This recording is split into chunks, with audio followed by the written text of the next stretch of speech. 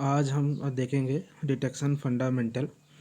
Radar and navigation में जो radar signals हैं हमारे, उनको कैसे डिटेक्ट करते हैं, क्या डिटेक्शन प्रोसीजर होता है, तो वो देखते हैं।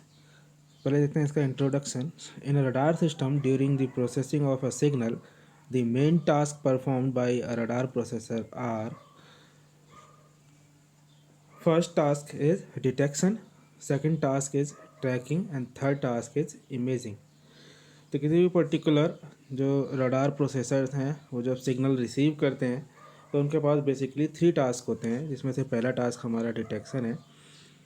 ठीक है, तो देखते हैं कि क्या होता है रडार प्रोसेसिंग में।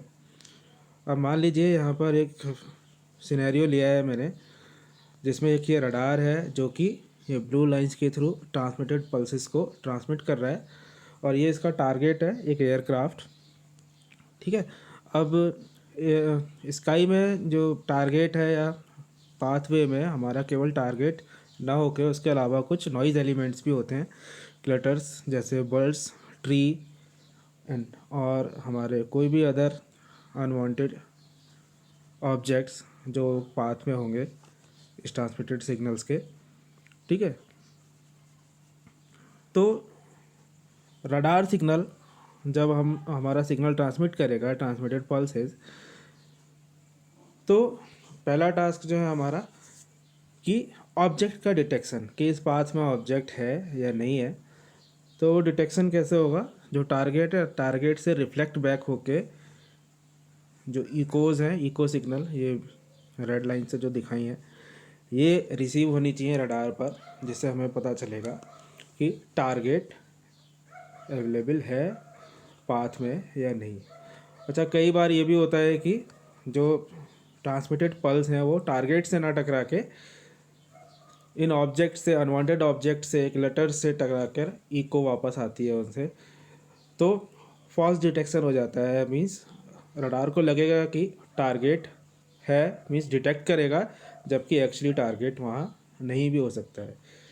या टारगेट प्लस नॉइस ऑब्जेक्ट जो हैं, ये other object, unwanted object, clutters, तो ये दोनों सिग्नल रिसीव हो सकते हैं। ठीक है, तो पहला टास्क क्या है कि टारगेट को डिटेक्ट करना कि टारगेट है भी पाथ में नहीं है। दूसरा टास्क क्या है कि अगर टारगेट है पाथ में या रूट में तो उसकी ट्रैकिंग करना। ठीक है, तो ट्रैकिंग का मतलब क्या है कि उसका पाथ प्रोवाइड करना, या पाथ में उसका मूवमेंट क्या है। मींस पोलर कोऑर्डिनेट में ये ट्रैकिंग होती है यहाँ पर। मींस अगर ये टारगेट मूव कर रहा है तो मूव होने पर हर एक पॉइंट पर क्या होगा, रडार से इस टारगेट की डिस्टेंस, और ये ट्रू नॉर्थ है अगर, तो ट्रू नॉर्थ से टारगेट का जो एंगल है, एंगल एंड डिस्टेंस, ये दोनों वेरी करती रहेंगी। तो दूसरा टास्क क्या होगा रडार प्रोसेसर का, उन रिसीव्ड सिग्नल से उसकी ट्रैकिंग करना। और तीसरा टास्क होगा इमेजिंग। मीन्स जो टारगेट है उसका शेप क्या है, साइज़ क्या है, उन रिसीव्ड सिग्नल से उसकी इमेजिंग करना। ये 3 टास्क जो हैं वो हमारे रडार प्रोसेसर परफॉर्म करते हैं। तो पहला टास्क यहाँ पर डिटेल में बताया मैंने। Detection refers to determining whether a radar measurement is a result of an echo from target. जो रडार मेजरमेंट है वो echo target, echo from target का रिजल्ट है, और simply represents the effect of interference, या सिंपली केवल interference की वजह से रिसीव हुआ है। दूसरा ट्रैकिंग था, जो बताया मैंने कि it refers to determining the track of path of target by determining the polar coordinates, that is azimuth angle and range। अब ये टारगेट मैंने यहाँ दिखाया है। ये टारगेट क्या हो रहा है, मूव कर रहा है अपने पाथ पे। ये ट्रू नॉर्थ है, ये रडार यहाँ दिखाया है। तो ट्रू नॉर्थ से जैसे जैसे मूवमेंट होगा उसका, तो ये डिस्टेंस वेरी करेगी और ये एंगल भी वेरी करेगा। तो means by measuring polar coordinates ये ट्रैक कर सकता है कि जो हमारा एयरक्राफ्ट है या टारगेट है वो, उसका पाथ क्या होगा। ठीक है, और लास्ट टर्म क्या थी, इमेजिंग। तो इमेजिंग क्या है, इमेजिंग प्लॉटिंग द पोजीशन और शेप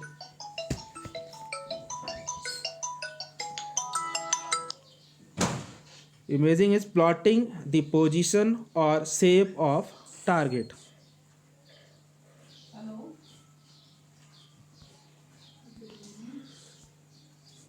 ठीक है। द रिजल्ट statistical signal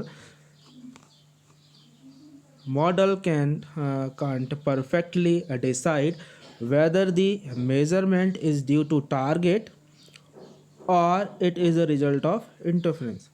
तो इस स्टैटिस्टिकल मॉडल का जिसमें हम था कि रडार सिग्नल जो है वो डिटेक्शन, ट्रैकिंग एंड इमेजिंग कर रहे थे, तो कई सारे सैंपल्स से जो सिग्नल रिसीव होंगे तो उससे हम ये डिटरमाइन नहीं कर पाएंगे कि जो मेजरिंग सिग्नल है वो रिजल्ट इंटरफेरेंस का रिजल्ट है या वास्तव में जो सिग्नल है वो टारगेट से रिफ्लेक्ट बैक होके वापस आया है।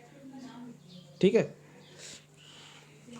तो radar detection as hypothesis testing, radar detection as hypothesis testing ये हमारा नेक्स्ट टॉपिक है। तो इसमें देखिए कि रडार मेजरमेंट में ये डिफाइन करने के लिए कि जो रिफ्लेक्टेड सिग्नल है हमारा इकोज जो है वो टारगेट से ही वापस आ रही हैं या इंटरफेरेंस की वजह से आ रही है, तो उसे टेस्ट करने के लिए हमारे पास दो टाइप की हाइपोथेसिस हमने एज्यूम की है। पहली हाइपोथेसिस जो है वो नल हाइपोथेसिस H0 कहेंगे। ये हाइपोथेसिस क्या करेगी, मेज़र करेगी कि वेदर द रिज़ल्ट ऑफ जो मेज़रमेंट है वो रिज़ल्ट ऑफ इंटरफेरेंस है केवल, मींस टारगेट वहाँ पर अब्सेंट है, मींस अगर टारगेट अब्सेंस है और जो मेजरमेंट आ रहा है वो केवल इंटरफेरेंस की वजह से आ रहा है, ये डिटेक्शन होगा हमारा नल हाइपोथेसिस H0 में। दूसरा है नल हाइपोथेसिस H1, मींस यहाँ पर टारगेट प्रेजेंट है, मींस रडार मेजरमेंट जो हो रहा है is the result of interference plus eco from the target, means अगर जो सिग्नल आ रहे हैं वो हमारे टारगेट से इको प्लस इंटरफेरेंस दोनों अगर हैं, मींस टारगेट अगर प्रेजेंट है तो वो हमारी नल हाइपोथेसिस H1 होगी। The detection logic therefore must examine each radar measurement to be tested and select one of the hypotheses as best accounting for the measurement. ठीक है। The analysis starts with a statistical description of probability density function that describes measurement to be tested under each of the two hypotheses. If sample to be tested is denoted by y, the following PDF are required.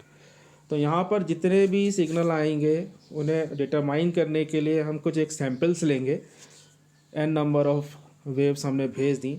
तो हमने यहाँ consider किया है कि अगर sample to be test is denoted by Y, अगर जो sample हम टेस्ट कर रहे हैं कि वो नल हाइपोथेसिस H0 के लिए आएगा या नल हाइपोथेसिस H1 के लिए आएगा, उसे अगर हम y से डिनोट करते हैं तो हमें फॉलोइंग PDF की रिक्वायरमेंट होगी, जिसमें से पहला है PY ब्रैकेट में y/H0। ये है हमारा PDF of y given that target was not present, means ये कंडीशनल प्रोबेबिलिटी है जहाँ पर प्रोबेबिलिटी ऑफ y निकाल रहे हैं हम जबकि टारगेट हमारा प्रेजेंट नहीं है, मीन्स मेजरमेंट जो रिसीव हो रहा है वो केवल इंटरफेरेंस है या नॉइज़ की वजह से रिसीव हो रहा है। दूसरी प्रोबेबिलिटी है PY y/H1, मीन्स जो PDF रिसीव हो रहा है वो उसमें टारगेट प्रेजेंट है। ठीक है, H1 यहाँ पर है तो डिनोट कर रहा है ये कि जो मेजरमेंट रिसीव हो रहा है सैम्पल में उसमें हमारा टारगेट प्लस इंटरफेरेंस दोनों है। ठीक है। The detection will be based on n samples of data yn forming a column vector y। तो जो डिटेक्शन होगा वो n सैम्पल के बेस्ड पर होगा जो कि हमारे n कॉलम वेक्टर बना रहे हैं, y is equal to y0 y1 y2 up to yn-1। The n dimensional joint PDFs PY y/H0 and PY y/H1 are then used. तो इन सैम्पल्स में हम ये दोनों प्रोबेबिलिटीज़ जो हैं इन सारे सैम्पल्स के लिए निकालेंगे। From above analysis following probability of interest can be defined. तो अबव एनालिसिस से हमें कुछ प्रोबेबिलिटीज़ मिल जाएंगी, जिनमें से एक है हमारा PD means probability of detection. तो probability that a target is declared, तो PD क्या डिफाइन कर रहा है हमारा कि प्रोबेबिलिटी टारगेट जिसमें मिल गया है हमें, that is H1 is chosen, target is in fact present.